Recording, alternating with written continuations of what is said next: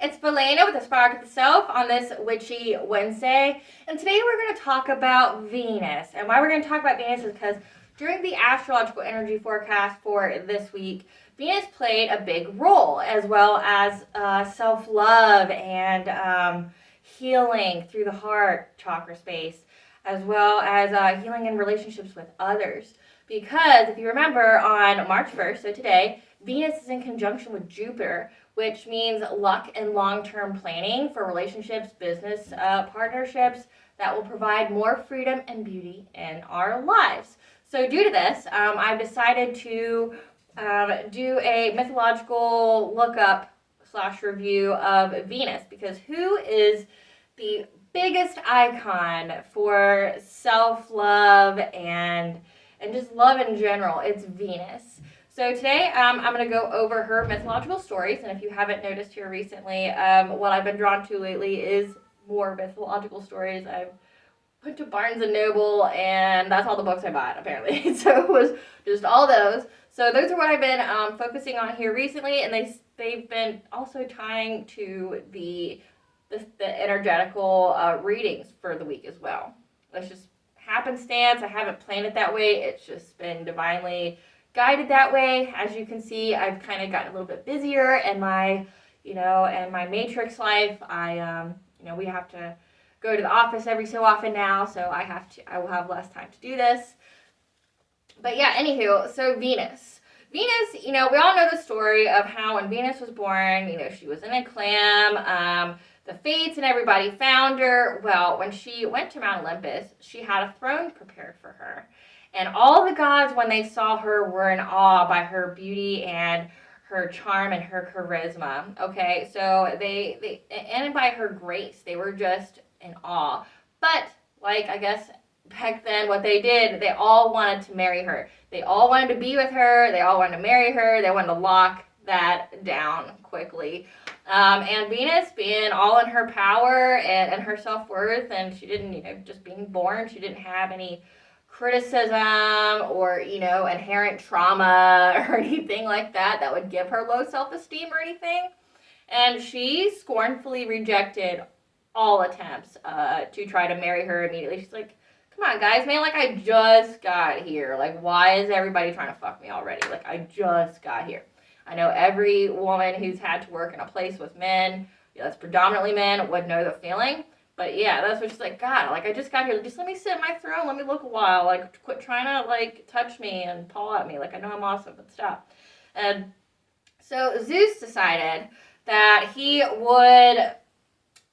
would make her marry Vulcan, who was at the time an undesirable god, the most undesirable. He is the god of the forge. He's a blacksmith.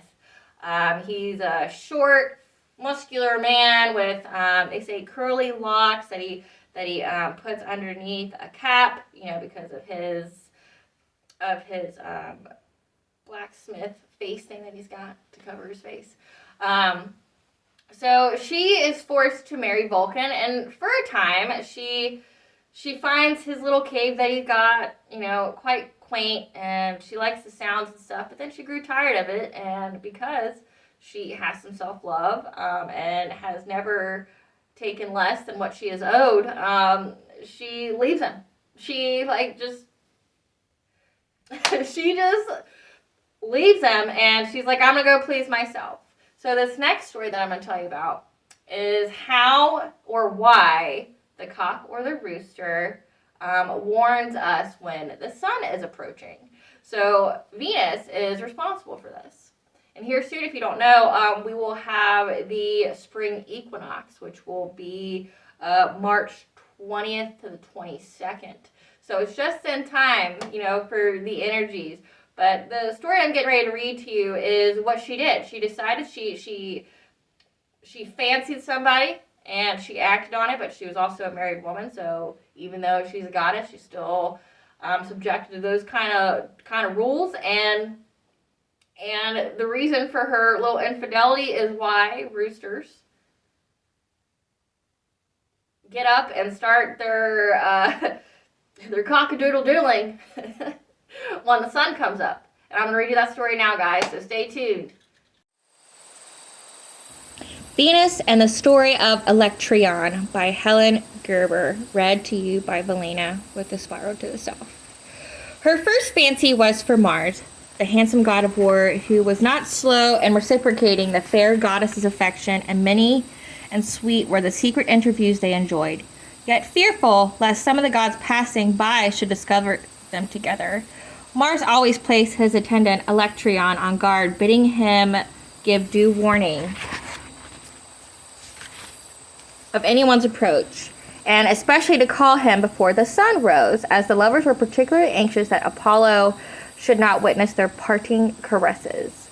All prospered according to their desires until one night the unfortunate Electron fell asleep, and so one profound were his slumbers that he did not even stir when Aurora flung open the gates of the east and Apollo flashed forth to receive the melodious greetings of the feathered denizens of the forest.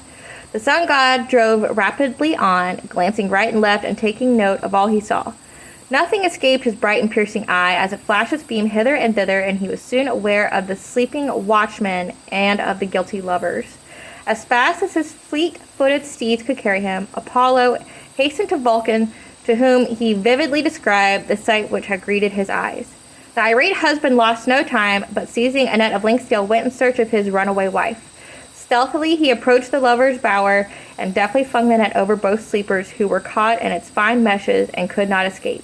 And there he kept them, imprisoned in spite of their entreaties, until all the gods had seen their humiliating plight, and turned them into ridicule. But when he at last set them free, Mars darted away, vowing vengeance upon the negligent sentinel who was still blissfully sleeping.